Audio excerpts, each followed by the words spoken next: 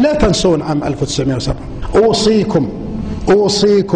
أوصيكم وأنتم وأبنائكم لا تنسون 1907. مؤتمر آخر نجني ثماره المرة الآن عام 1907 دعا له رئيس وزراء بريطانيا في ذاك الوقت اسمه كامبل بانرمان، دعا 7 دول أوروبية ليست من بينها ألمانيا، دعا 7 دول وقال لهم بالفعل نحن الآن في مرحلة انحدار.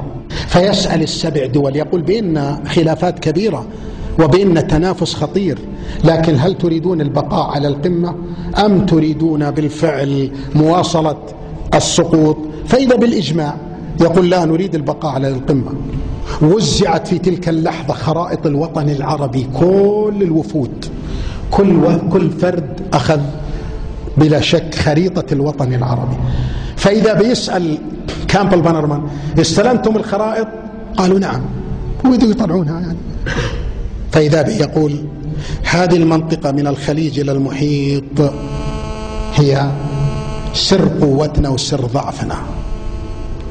هذه المنطقة الآن منطقة ضعيفة مهلهلة جاهلة متشرذمة، يتقاتلون على قطرة ماء، لكنهم يمتلكون كل مقومات النهضة، يمتلكون ما لا نمتلك كلهم إلا بعض الأقليات البسيطة، كلهم يتبعون دين واحد. بينما في أوروبا عشرات وعشرات المذاهب يمتلك دين واحد، لغة واحدة. يقول من يذهب من الكويت إلى نواكشوط ما يحتاج مترجم، يتكلمون لغة واحدة. شوف المساحة الشاسعة. هذه المنطقة تشرف على أوروبا من الشمال وعلى أفريقيا من الجنوب وعلى شبه القارة الهندية وعلى آسيا. هذه المنطقة تحتوي على كل الرو ماتيريالز كما ذكر هناك، المواد الخام اللي يحتاجها الغرب. هذه المنطقة تستطيع أن تخنق العالم كله من خلال مضيق هرمز، باب المندب، قناة السويس، مضيق جبل طارق. فإذا هذه المنطقة ما لم تظل ضعيفة إن نهضت، لأنهم كما قال لا يحتاجون إلا لقيادة صالحة، بس قيادة صالحة. متى ما حصلوا على القيادة الصالحة ستنهض هذه الأمة، لأنهم لديهم كل مقومات النجاح. فإذا بالسؤال ماذا نفعل؟ أنا أتمناكم أخواني والله لو احنا ندرس المادة خليناكم تقرؤون كل مقرراتهم، خلونا نفهم شو اللي صار ضدنا. إذا بهم يصلون كما قلت لكم إلى 3 أمور. يقولون يجب زرع جسم غريب يفصل المشرق العربي عن المغرب العربي. ما سموه إسرائيل، الأوراق عندي ما قالوا إسرائيل، بالإنجليزي وبالعربي، لكن ما قالوا جسم غريب.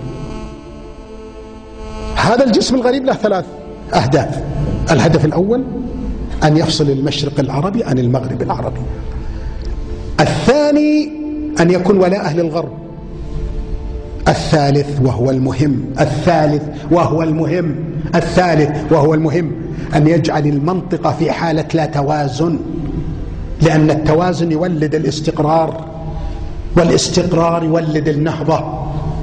ونحن نريد أن نخلق أجواء تمنع نهضة الأمة. إن نهضت فستأتي على حسابنا. هذا الكلام في مقررات، إذا ما قرأنا هذا خطأ نحن.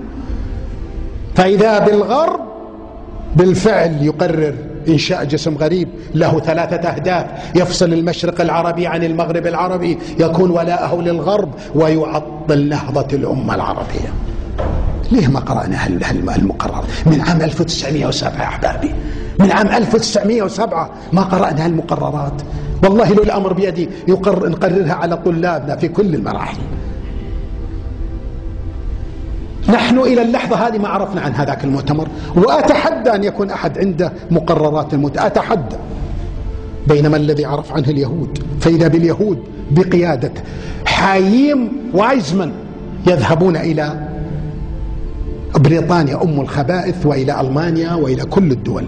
وأول ما ذهبوا طبعا للخلافة التركية، لكن منعهم طبعا الخليفة عبد الحميد السلطان. فإذا بهم يقولون قرأنا المقررات، إيش رأيكم إحنا نكون الجسم الغريب، نعاهدكم إن ولاءنا لكم للغرب بس بشر ما تتركونا، كل ما نطلبه منكم أعطونا إياه، لنا دور واحد تعطيل نهضة الأمة، يكفيكم؟ قالوا يكفونا، يكفينا ذلك. فاللي تراه أنت الآن هذا عقد بينهم أننا نعطل نهضة الأمة، نجعل الأمة في حالة لا توازن، لأن التوازن يولد الاستقرار، والاستقرار يولد النهضة، ونحن لا نريد هذه النهضة. فإسرائيل لا تريد أن تخسر كثير، تعالوا أنتم ما نقوم بدوركم.